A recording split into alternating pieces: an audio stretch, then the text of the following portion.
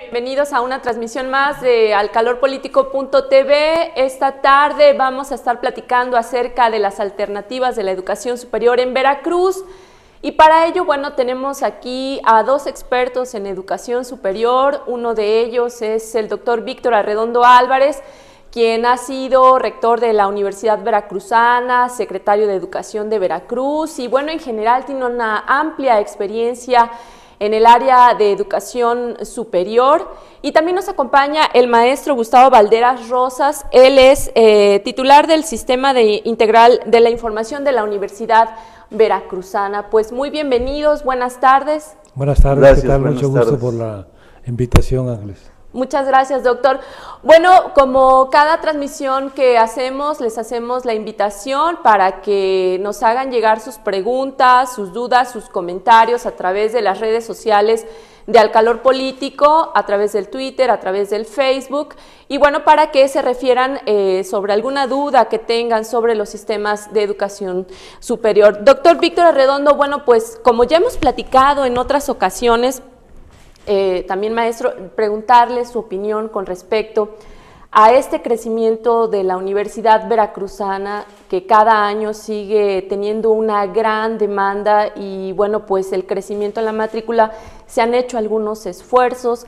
Sin embargo, pues el número de rechazados sigue siendo de miles de estudiantes, y es ante esto que salen algunas otras ofertas educativas de manera privada. Preguntarle cómo ha sido este crecimiento histórico de la Universidad Veracruzana. Bueno, en principio, Ángeles, este es un crecimiento previsible desde hace años.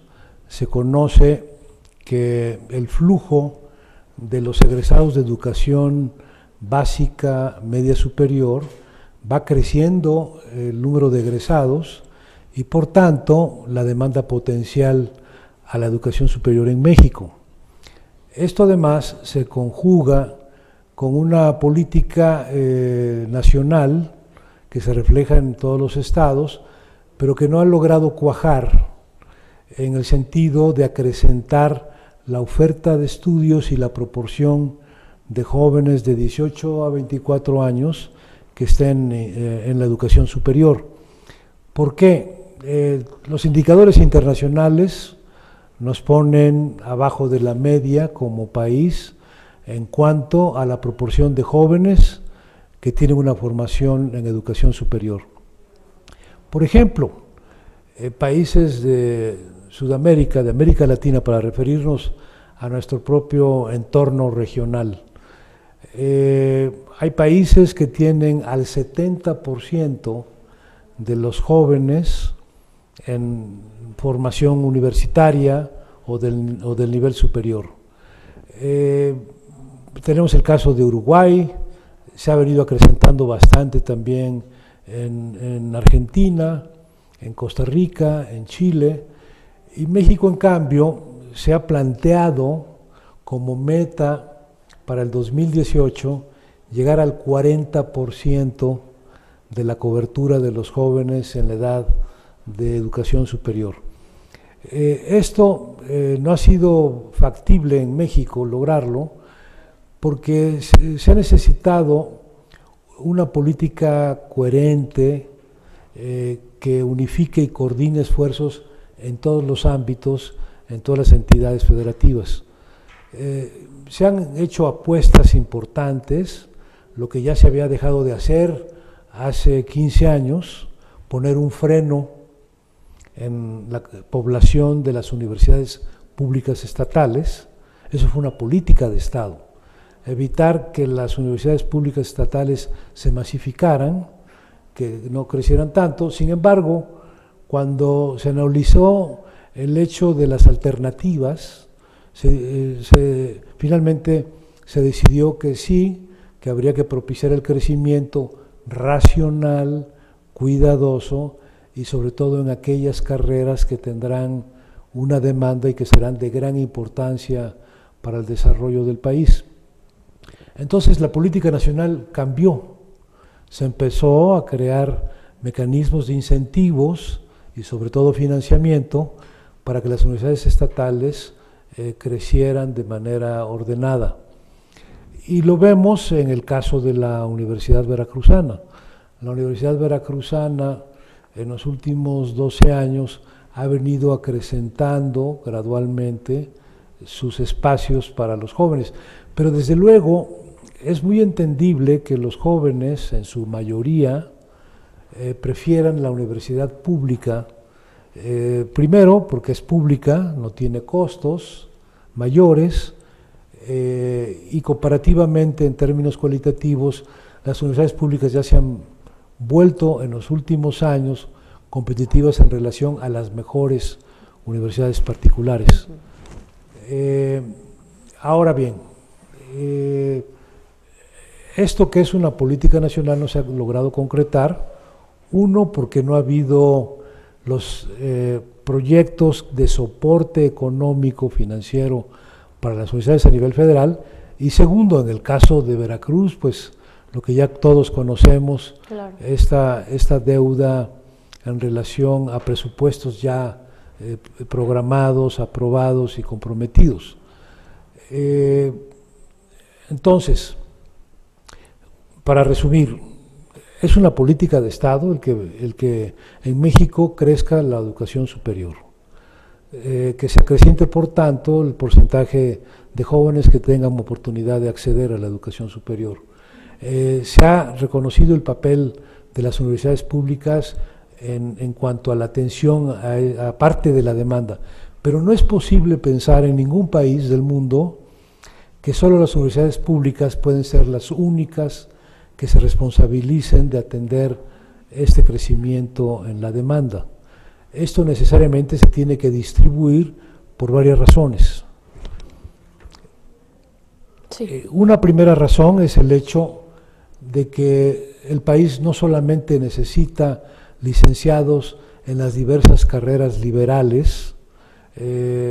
Efectivamente, en México las universidades han crecido en las áreas de ingenierías, de tecnologías, algo menos en una área fundamental que son las ciencias básicas, pero esto significa que debemos de voltear a las otras opciones de educación superior.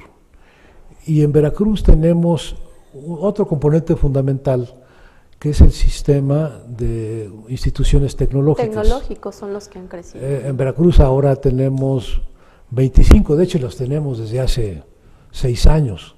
No ha habido un crecimiento en los últimos años de este tipo de institución en Veracruz.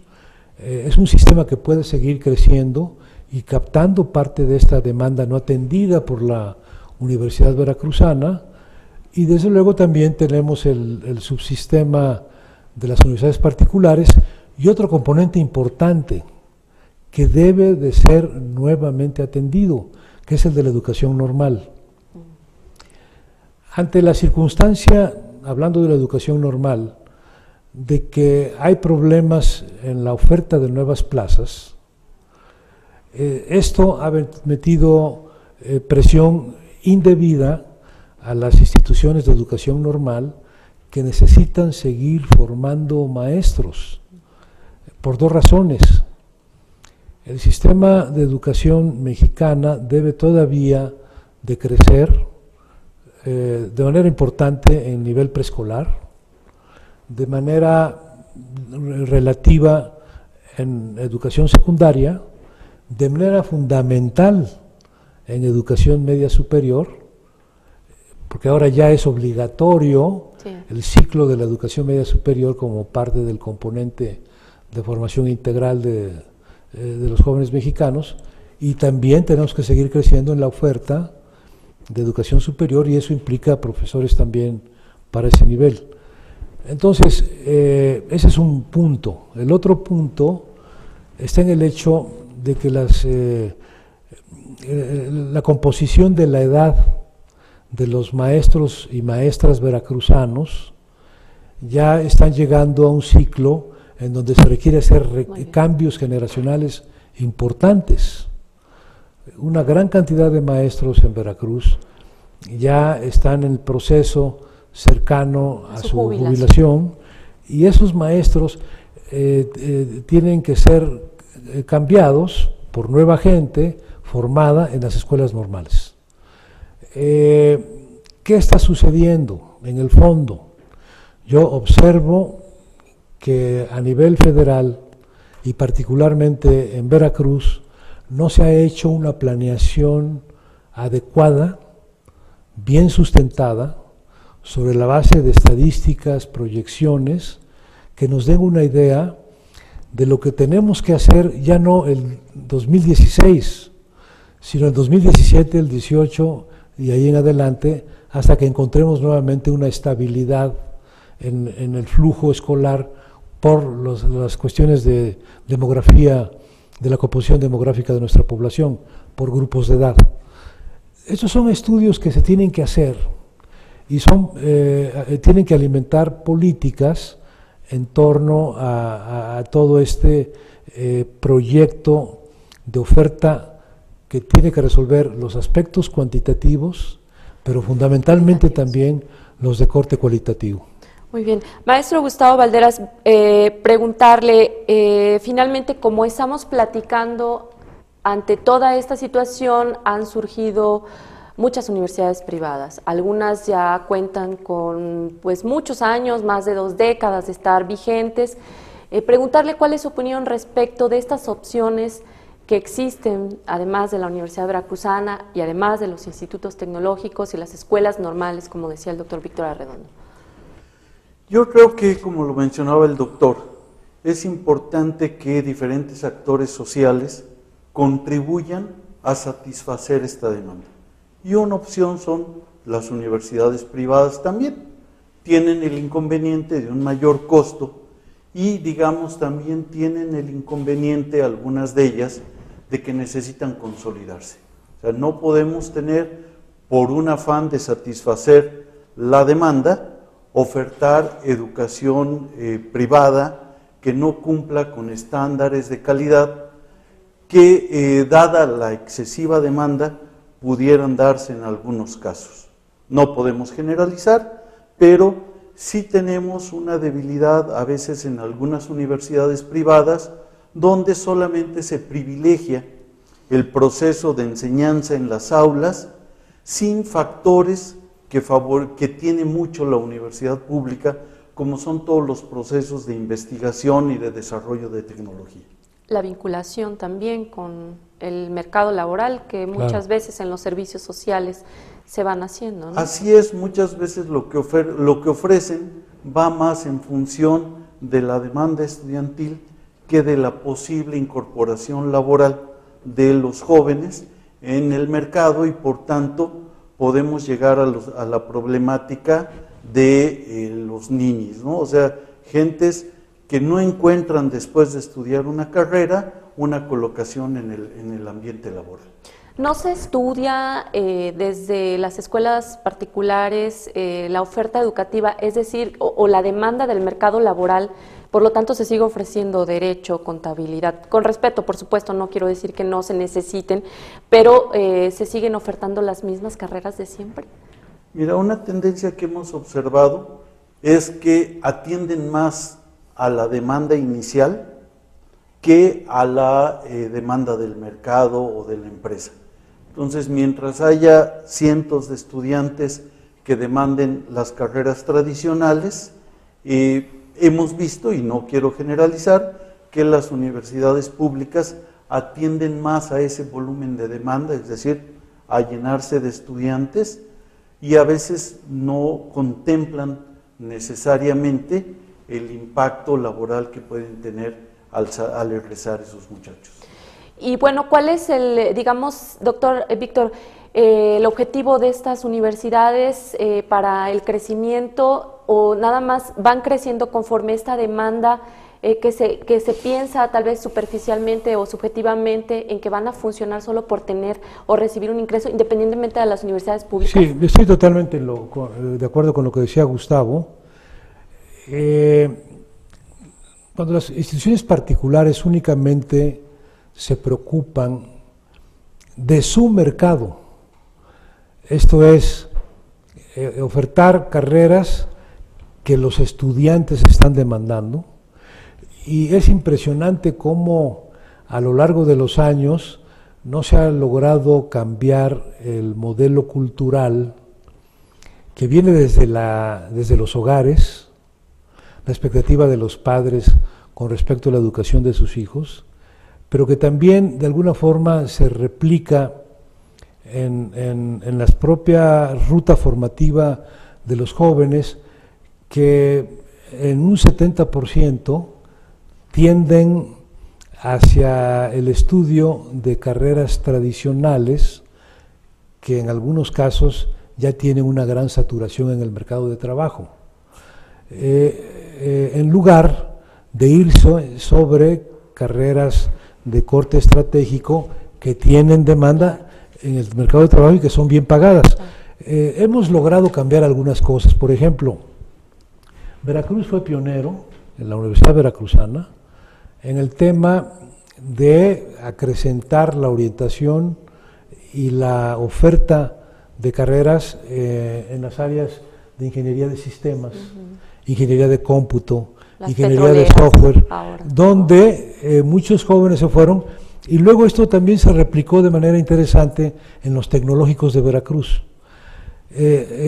Hasta hace tengo cifras de hace 5 años, Veracruz era el líder nacional entre todas las entidades federativas en la formación de ingenieros en sistemas, en software, en robótica, toda la suma de todas estas áreas importantes para la producción de México y también para el mercado de trabajo, frente a estados, por ejemplo, como Nuevo León o Jalisco, que nos llevaban unos años antes una gran ventaja.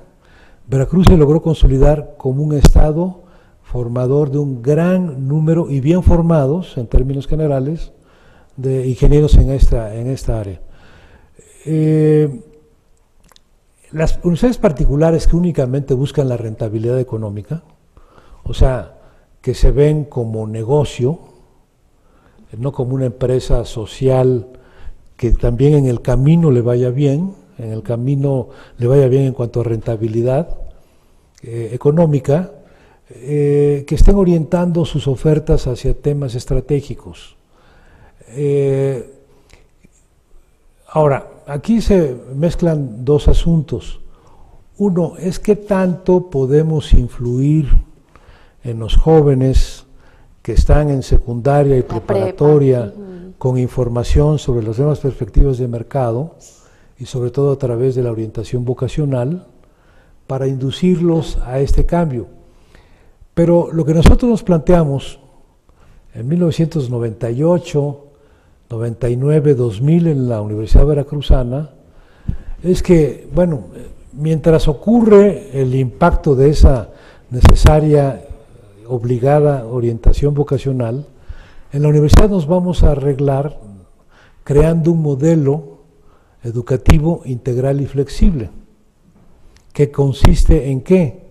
En dar una formación generalizada a todos los jóvenes que ingresan, darles un tiempo para que ellos mismos vayan una vez conociendo distintas ofertas, campos de estudio, otras alternativas además de la que traían como expectativa original de estudio. Y segundo, al final, darles la oportunidad de que incursionen, si ya están en ingeniería o arquitectura, incursionar en temas de ecología, sustentabilidad, cuestiones marítimas, energéticas, energías renovables, que les den entonces la posibilidad de acercarse y penetrar de manera exitosa en un mercado de trabajo emergente. ¿Y eso sí se hizo, sí se logró el objetivo o se logró implantar el modelo? Y yo siempre he dicho, todo proyecto es perfectible y tiene que ajustarse y renovarse para responder a los retos que son cambiantes. Claro, porque después creo que la queja generalizada sobre el modelo fue que, bueno, sí escogían algunas cosas en horarios para ellos que fueran funcionales y sin embargo lo que no había era o profesor o docente que pudieran ellos para acudir a esa materia, ¿no? Sí, por eso es que es fundamental el tema de la planeación permanente.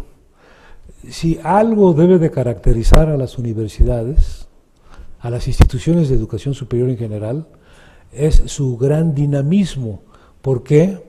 Porque el entorno en el que operan y la formación de profesionales que propician van a entrar a un mundo altamente dinámico en el mercado de trabajo, en cuestiones de movilidad física, en cuestiones de cambios de empleo a lo largo de su carrera.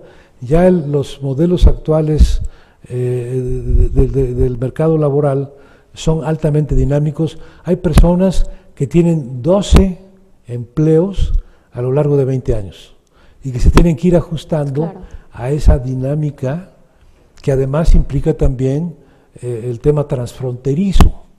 O sea, trabajar no solamente para el mercado mexicano, sino tener a mexicanos exitosos trabajando en proyectos globales en diversos países, que eso yo sé que se está dando en un segmento de los egresados de universidades, mexicanos brillantes, jóvenes, en sus 30s, que están trabajando muy exitosamente en distintos países en proyectos de carácter global.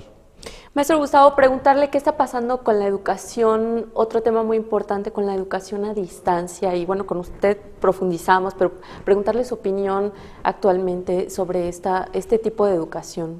Mira, yo creo que es algo que llegó para quedarse. Parte de la filosofía de esta educación flexible se basa en la idea de que el joven debe aprender a aprender, porque uno de los grandes retos de la educación a distancia y en línea es la disciplina del autoaprendizaje.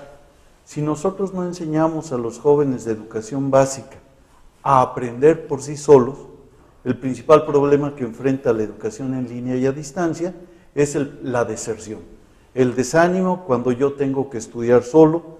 Sin embargo, la experiencia, sobre todo en otros países, es que es un esquema educativo, la educación en línea, que llegó para quedarse. Checaba yo algunos datos. Hay un proyecto de Stanford que se llama Coursera, que ofrecen cursos en línea totalmente gratuitos. Tienen un aspecto interesante. Si tú quieres acreditar el conocimiento, pagas. Si quieres nada más aprender, entonces lo puedes tomar libremente. Tienen actualmente, cifra de septiembre de 2015, 15 millones de estudiantes de todo el mundo, tomando un curso, tomando 2 cursos, tomando N cursos. Y bueno, esto nos permite fortalecer el proceso de aprendizaje. Tengo amigos que dan clases en bachillerato y que están usando una herramienta en línea que se llama Khan Academy, que les permite estudiar matemáticas y físicas, las materias duras y difíciles en la preparatoria, y que lo están usando como un apoyo para sus cursos y mejorar la capacidad de aprendizaje de sus alumnos. Entonces es un elemento que ha llegado para quedarse. Hay incluso experiencias en Latinoamérica de utilizar mismo educación en línea para la enseñanza de la educación básica, incluso para la alfabetización básica. Hablaba la UNESCO hace un año de tener un proyecto de 10 millones de adultos en cursos de educación básica, de aprender a leer y escribir. Y esta es una herramienta que puede ser muy útil para también enfrentar el reto de ampliar la cobertura de la educación superior. Y bueno, doctor Víctor Arredondo, usted ha sido un impulsor de la educación a distancia, en línea. Hablábamos hace poco y lo hemos platicado también ampliamente sobre el consorcio clavijero, lo que ha pasado. Y bueno, pero ahora, bajo este impulso que está dando el gobierno federal, ¿qué tantas posibilidades hay de que Veracruz se inserte nuevamente en este camino de la educación a distancia? Sí, bueno, yo en principio establecería un punto de entrada que es clave. Las cosas, para que sean exitosas, necesariamente se tienen que hacer lo mejor posible. Y esto implica analizar, estudiar otras experiencias, así como lo ha descrito Gustavo, hay una inmensidad, un universo de experiencias por todos lados que dan ya luz sobre cuáles son los factores que en el caso de la educación a distancia, la educación en línea o educación virtual funcionan. ¿Qué factores ayudan a que los proyectos puedan ser de éxito o que presenten cifras espectaculares, pero que cuando te metes a fondo encuentras cosas como las siguientes? En el caso y estamos hablando de una de las instituciones, de las 10 instituciones más importantes de Estados Unidos, el Massachusetts Institute of Technology, el Instituto Tecnológico de Massachusetts. Ellos hace unos 11 años lanzaron un proyecto experimental que es precisamente al tipo de ofertas que estaba describiendo Gustavo. Le llamaron el MITx, el MITx, que era eso, una oferta masiva en línea y gratuita de cursos auspiciados por el MIT. Las cifras que estaban ya obteniendo alrededor del 2009 eran espectaculares. 7 millones de estudiantes, de inscritos de todo el mundo. Pero el MIT sabía que algo no estaba funcionando porque en sus sistemas de información universitaria estaban detectando que no había acumulación de los que se inscribían en un curso con respecto a otros cursos. Cuando empiezan a ver más de cerca, encuentran que los que se inscribían en un curso determinado de un gran volumen, muy pocos salían y concluían los requisitos del mismo. Entonces contrataron una empresa para que les hiciera un estudio más a fondo, una evaluación externa. Okay. Y encontraron lo siguiente: de los 7 millones, alrededor del 37% eran gente que ingresaba por única vez a su página de entrada y de ella se rebotaban, no volvían a regresar. Este porcentaje estaba dentro de la estadística de los 7 millones. Luego había otro porcentaje que ingresaban al sistema de los cursos libres y que lo más que avanzaban eran 5 de sus páginas que tienen como parte del avance de cada curso. Y finalmente ya el número o porcentaje de los que cumplían con todas las especificaciones académicas del curso eran verdaderamente bajos. En otras palabras, la eficiencia terminal. Era dramáticamente reducida. Ellos tenían la oportunidad de olvidarse de esa iniciativa, porque le habían invertido un buen dinero, pero también sabían que esto tenía que resolverse analizando, y entonces el MIT se asoció con la Universidad de Harvard y crearon el proyecto EdX, ED de educación, X minúscula, en donde los expertos en los procesos cognitivos, de aprendizaje, de sistemas instruccionales en línea, de programación, de desarrollo de los aspectos de la interactividad y el soporte que se requiere, porque ciertamente, como bien decía Gustavo, el tema del aprendizaje autónomo es fundamental en los cursos a distancia, pero también hay muchas cosas que se pueden hacer del desdiseño de los cursos, de soporte, monitoreo, retroalimentación inmediata, seguimiento y demás dinámicas de participación colectiva, con foros, con discusiones, comunidades de aprendizaje colaborativa, múltiples alternativas. Entonces, este proyecto, que sigue siendo gratuito, salvo, como también decía Gustavo, en el momento en que requieran ya una acreditación, un diploma, entonces ahí ya pagan. se encontró que acrecentó notablemente su desempeño, pero que sin tener el respaldo personalizado de tutores en línea, ya un esquema más amplio, que eso no iba a funcionar. Y a tal grado que se dieron cuenta que solamente si cobraban podían tener estos sistemas de soporte.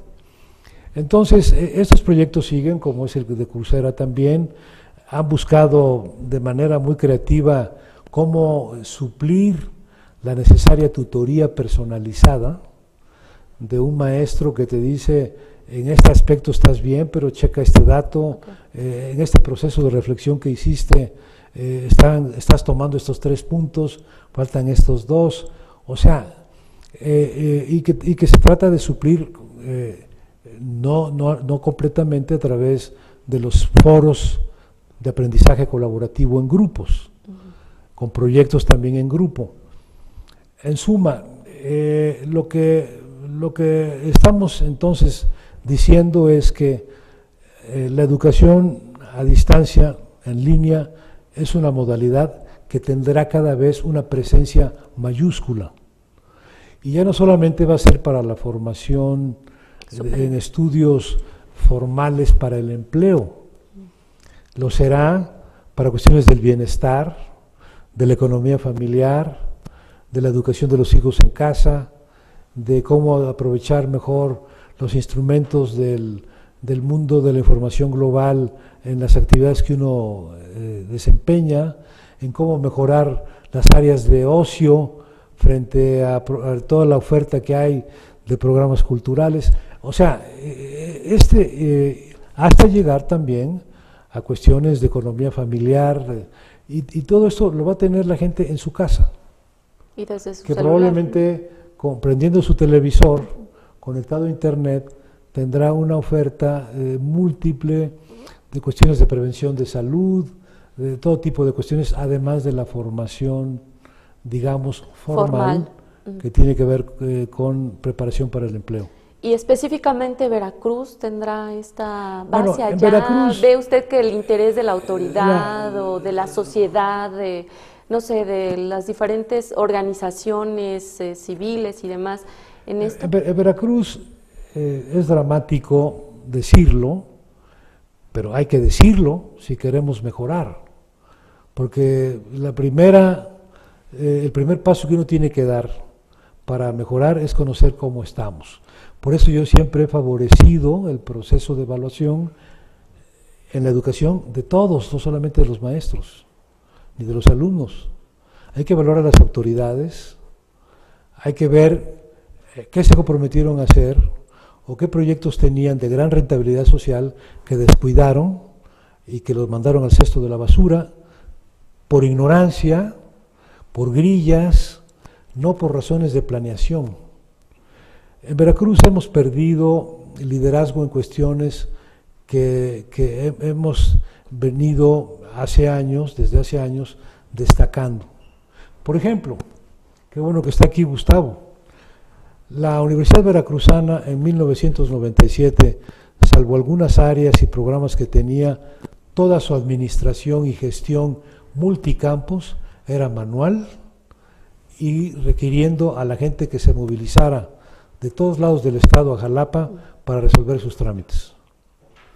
Cuando planteamos el proyecto de digitalizar y universalizar el uso del Internet de la Universidad Veracruzana, algunos pensaban que estábamos locos.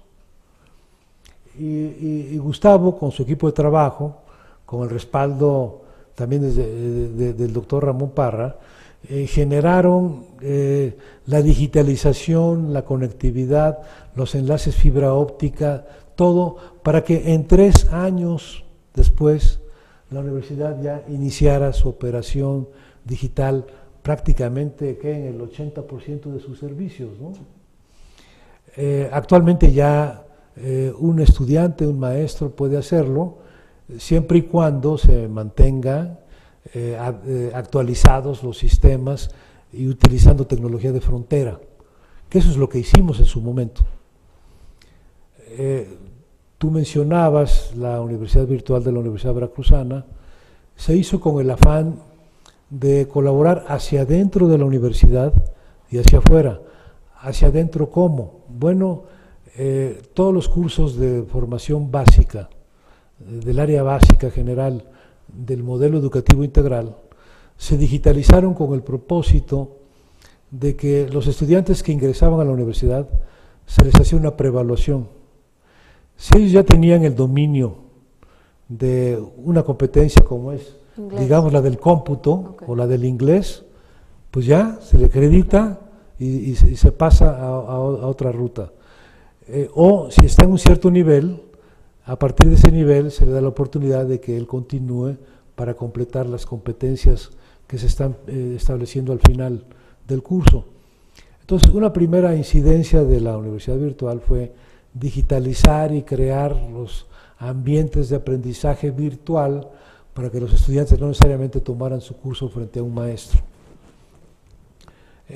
La otra idea era la capacitación interna y oferta de cursos de educación continua para los profesionales en ejercicio y desde luego también aportar cursos, estudios de técnico superior universitario de 2 años o algunas licenciaturas que fueran de oferta abierta para gente que no estuviera formalmente inscrita de manera escolarizada en la universidad. Ese proyecto finalmente se cerró en la administración de Raúl Arias. Él no le vio las perspectivas ni las ventajas a ese sistema y decidió cerrarlo. Pero si nos movemos a la Secretaría de Educación de Veracruz, donde también Gustavo fue artífice de la construcción del intercambio de información digital con las escuelas veracruzanas, donde el 67% son rurales, las escuelas de educación básica y media superior, donde estaba también Rafael Ortiz en ese momento. Yo creo que te expliques cómo estuvo ese proceso, un poco para ver, sí, claro, lo que se puede hacer y o hacia dónde vamos, ¿no? Finalmente, y luego con lo que exactamente se tiene, para dónde vamos. Mira, fue un verdadero reto, pero yo les platico de manera muy simple. Les decía yo a muchos y seguramente te tocó a ti, te dieron tus calificaciones de primaria en una boletita de cartón que se llenaba a máquina. Hoy todas las calificaciones desde preescolar hasta bachillerato son emitidas a través de internet. Los maestros, que son una fuerza laboral asombrosa, y mi reconocimiento para los maestros, ponían más problema los maestros de zonas urbanas que los de zonas rurales, que muchas veces en su escuela no tenían internet, pero en la casa del vecino, en el café internet, en cualquier lugar, se comprometieron de veras. Y ahora toda la información de administración escolar se maneja vía internet. La emisión de boletas se hace ya en línea. Platicábamos de 10 toneladas de papel que se tenían que distribuir por todo el estado para hacer llegar las boletas de calificaciones a las escuelas. Hablamos de 1.8 millones de estudiantes de educación básica y ahora todo eso se procesa y se genera los últimos 10 días de cada curso y todos los estudiantes tienen sus boletas impresas con todas las observaciones de sus profesores y con todo lo que han implicado ahora los cambios en educación básica, donde cada maestro tiene que hacer observaciones personalizadas para cada alumno. Todo eso se hace a través del sistema. Empezamos en un esquema multimodal, donde si el maestro no tenía capacidad o posibilidades de acceder a internet, lo podía llenar en un disco, si no, podía llenarlo en papel y llevarlo a la coordinación o a la supervisión escolar, y ahí le apoyaban para la captura, y poco a poco se dieron cuenta de que lo más fácil, lo más cómodo, lo más práctico, era poder acudir a un lugar donde hubiera internet y vaciar sus calificaciones. llegamos a anécdotas de maestros que pagaban 20 pesos por cada boleta que un escribano les hacía en limpio, porque si se equivocaban, tenían que hacer el viaje hasta la supervisión escolar para cambiarla y hacer todo un trámite, registrar folio, etcétera. Y ahora, cuando empezamos con educación secundaria, seguimos con educación primaria, y las educadoras nos reclamaban, ¿y nosotros cuándo? Entonces, fue un cambio de mentalidad y realmente una enorme felicitación a todos los maestros, porque fue la fuerza de trabajo que logró hacer este cambio, y ahora Veracruz es uno de los estados que a nivel nacional está reconocido con los de mayor avance en los procesos de automatización en cuanto a educación básica. Alguna vez al final del sexenio pasado, que todavía nos tocó asistir a una reunión de planeación, nos presentaron como uno de los 5 estados con mayor desarrollo en aspectos informáticos en la administración de la educación básica, y el lema de esa reunión: si en Colima, que es tan chiquito, se puede, y si en Veracruz, que es tan complejo, se puede, en cualquier estado del país se puede. Y bueno, con eso que tenemos, ¿hacia dónde vamos, doctor? O sea, ¿cuál va a ser el futuro? ¿No? Es bueno recuperar estas anécdotas, porque muchas veces se piensa que, dada la complejidad de Veracruz, las cosas no se pueden hacer. Y creo que hay que recurrir un poco a los antecedentes. Veracruz tiene, desde hace 70 años, ejemplos notables de lo que se ha hecho en términos de aportación al resto del sistema educativo. Están los telebachilleratos, invención veracruzana. Pero así como eso, lo fue en su momento una serie de proyectos que le dieron luz y reconocimiento nacional e internacional a Veracruz por el buen trabajo en su sistema educativo, en donde, bien lo señalaba Gustavo, el maestro fue aliado de todos estos proyectos innovadores. No los evaluamos para correrlos, los evaluamos para ayudarlos, capacitarlos y acrecentar su potencial docente en el aula. Y en esto tuvo mucho que ver, en este modelo de capacitación, dada la distribución tan dispersa de las escuelas de la población en Veracruz y de esta gran proporción de escuelas rurales, tuvimos que recurrir a esquemas verdaderamente innovadores para impactar la capacitación docente, sobre todo frente a una meta que nos comprometimos públicamente: poner a Veracruz en los primeros 10 lugares de la tabla nacional en cuanto al desempeño de sus alumnos en la prueba de enlace y PISA.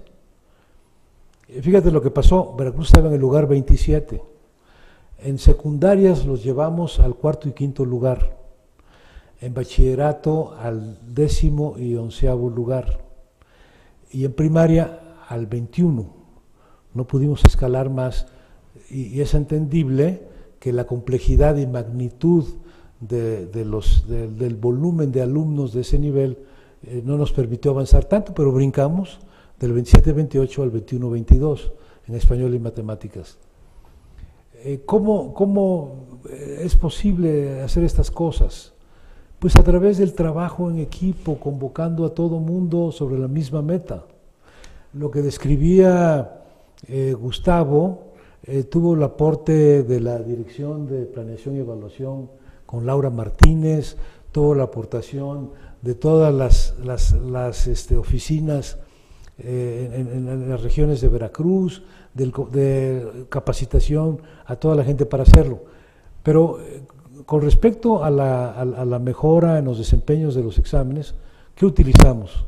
Radio y Televisión de Veracruz.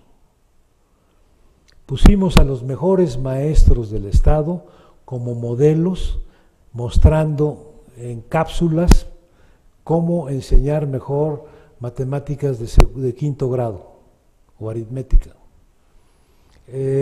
Y se desarrollaron los videoclips, los documentales, logramos el gran respaldo de RTV para este propósito, y podíamos incluso dar clases cuando había eventos atmosféricos fueran tormentas, huracanes y demás cosas.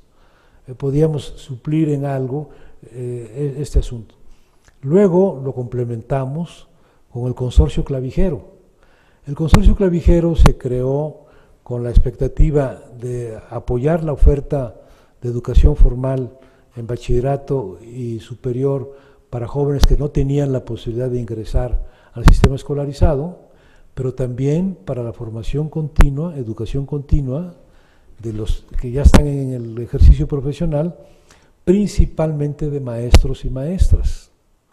El consorcio clavijero, y ahí están los datos, ahí está la maestra Xochitl, que participó en ese proyecto, que tiene las cifras, logró capacitar a 27,000 maestros de todas las regiones del Estado en temas que apuntalaban su capacidad, no solamente para la evaluación a la que ellos son sujetos, sino también para elevar el rendimiento académico escolar.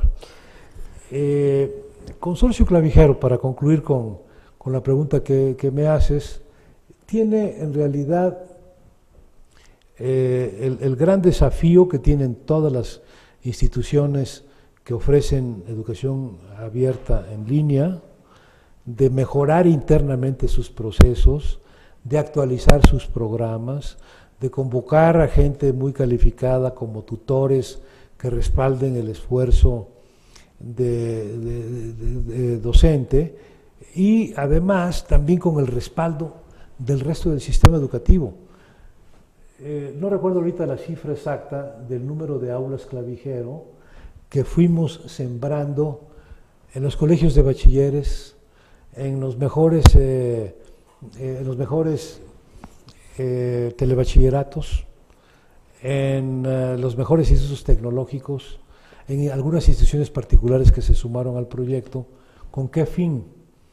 Los jóvenes que no tenían acceso a una computadora e internet podían ir al telebachillerato, quizás del cual egresaron, y en esa aula podrían recibir cursos de técnico superior universitario y licenciatura en su propia localidad.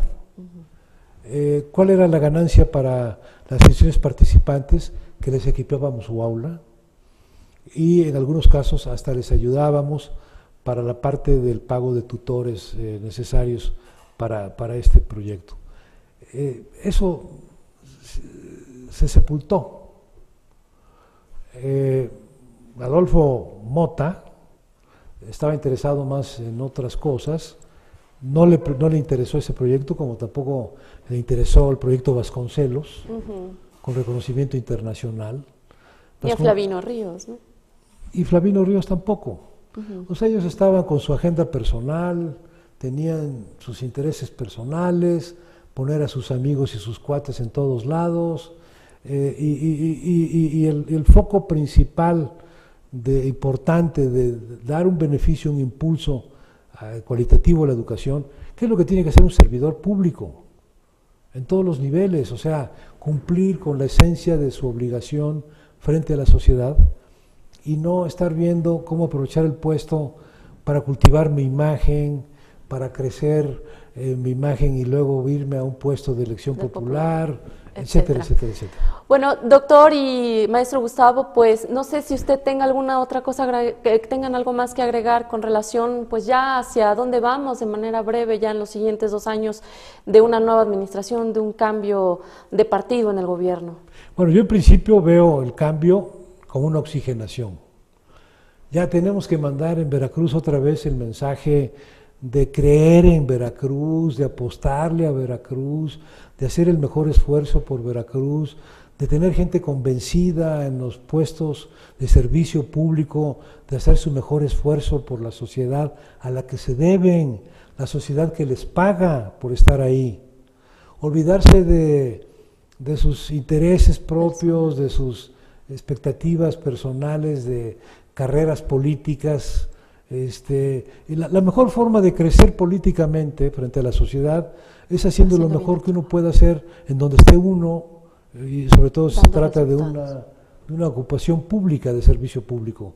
Entonces, eso yo lo veo, francamente, como que Veracruz ya necesita una oxigenación, una nueva energía, un recambio de pilas, un mandar el mensaje de que Veracruz es un estado ganador, que puede hacer las cosas bien, que puede dar buenos resultados y sobre todo que puede destacar a nivel nacional.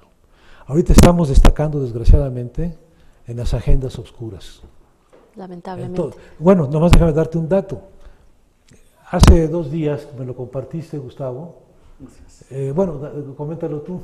Bueno, de acuerdo a la organización Mexicanos Primero, Veracruz está ubicado en el lugar número 28 del ranking nacional en educación básica, con una calificación de 4.6.